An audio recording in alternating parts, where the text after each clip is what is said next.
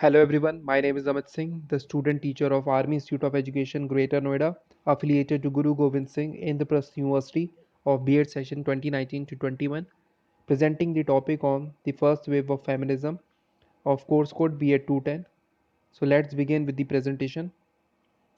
First of all, let's look at what is feminism. Feminism is a collection of movements and ideologies aimed at defining, establishing, and defending equal political, economic, and social rights for women. This includes seeking to establish equal opportunities for women in education and employment. Feminism talks about the position of women and seeks to change the power relation between men and women prevailing in the patriarchal setup, leads to examination of gender roles, how roles for males and females are culturally constructed.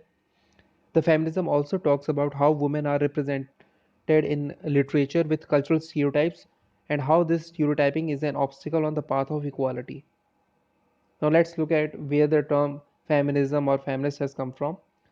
Number one, the term feminism or feminist first appeared in France and the Netherlands in 1872, Great Britain in the 1890s, and the United States in 1910. Second, the Oxford English Dictionary lists feminists 1894 and feminism in 1895. Third, the UK Daily News first introduced feminist to the English language, importing it from France and branding it as dangerous. Now, here are some definitions of feminism. Number one, feminism is the belief that women should have equal rights to men. In consequence, the feminist movement fights for equal rights and opportunities for women. Second, in broad definition, it is women's movement in 1960s to struggle for the equality of rights as social class. Third, in literature, feminism is related to the ways in understanding literary works in both production and reception. Now, what are the history of feminism? The history of the modern Western feminist movement is divided into three waves. Each is described as dealing with different aspects of the same feminist issues. Number one, first wave in 19th and early 20th century, mainly concerned with women's right to vote. Second wave in 1960s to 1980s, which campaigned for legal and social rights for women.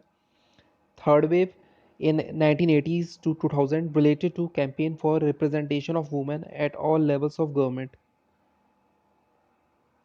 Now, causes of different waves of feminism. Number one, women were confined to their households and didn't retain any control there as well. Second, unmarried women were seen as the property of their fathers and married women the property of their husbands. Third, they didn't have the ability to file for divorce or be granted custody for their children. Now let's look at the historical situation of women. Women widely are considered to be intellectually inferior to men, physically weak, emotional, intuitive, irrational, suited to the role of wife and mother. Women could not vote. They were not educated at schools or universities and could only work in manual jobs. A married woman's property and salary were owned by her husband. Rape and physical abuse are legal within marriage. Divorce available to men but far more difficult to women. Women had no rights to their children if they left a marriage, and abortion was illegal. Now let's look at the first wave of feminism in more detail. First wave feminism refers to a period of feminist activity during the 19th and early 20th century in the United Kingdom, Canada, and the United States. The key concerns of first wave feminists were education, employment, the marriage laws, and the plight of intelligent middle class single women. Overall goal to improve the legal position for women, in particular to gain women the vote. Basic assumption: men and women have separate biological determined roles and duties in the society. Women work in the private spheres, that is the home, and men in the public sphere. Now let's look at how the feminist first wave of feminism gets started. Number one, the wave formally began at the Seneca Falls Convention in 1848 when 300 men and women rallied to the cause of equality of women. Second, it was led by the Elizabeth Cady Stanton, Lucretia Mott, and others. Third, main focus was the right to vote. Fourth, led primarily by the white women who supported restrictions based on race and property ownership. New woman, early 20th century image of woman as self-reliant and engaged with the world.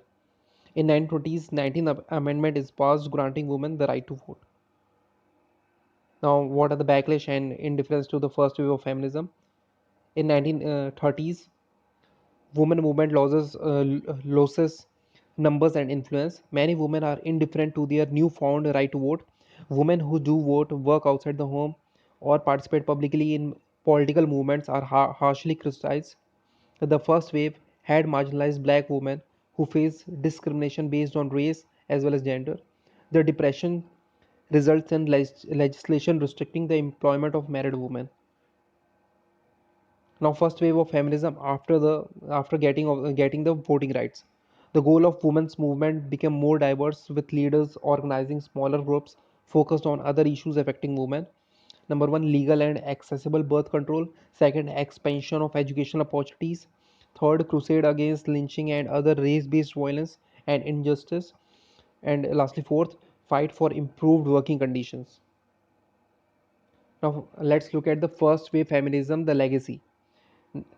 In 1940s, World War II prompts patriotic movement that relies on women's work in factories to support war efforts.